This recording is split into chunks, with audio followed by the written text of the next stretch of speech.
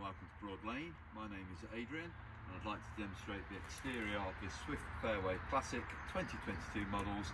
This video will apply to all the Classic range. Thank you.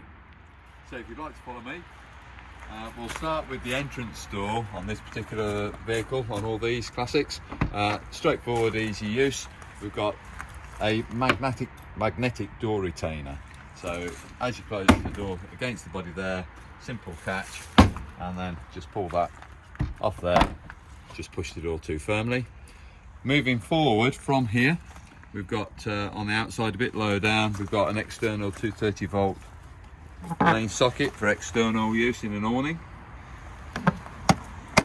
We've got an access door, depending on the model, but an access door going into the front seating area on the near side in this particular case, and an external gas barbecue point.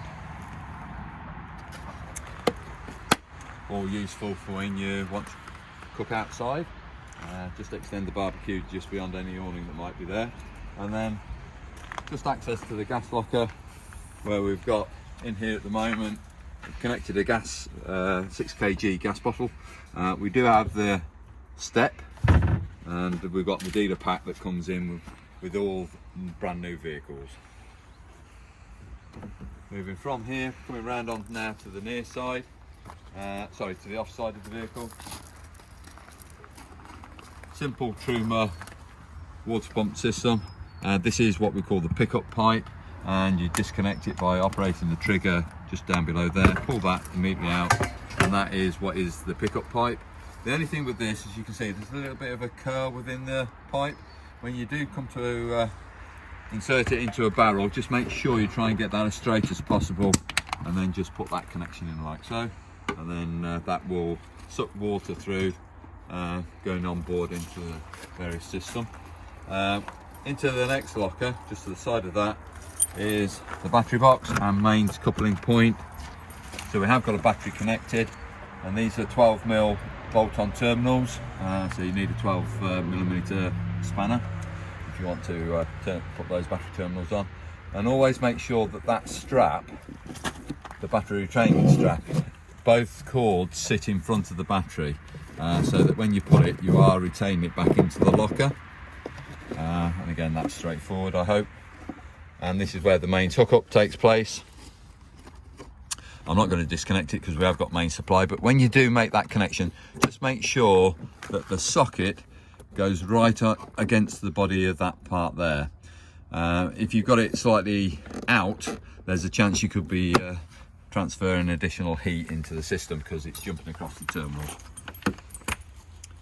Just now coming further on down on the vehicle, we've got a Dometic refrigerator in this particular model range, and these are just the external vents. And then we come right down towards the rear of the vehicle, where we've come into the cassette.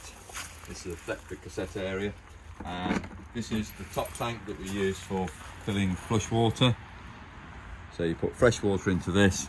I always use a small canister such as this. It holds about 10 litres, and basically it's just a case of entering water into that area there.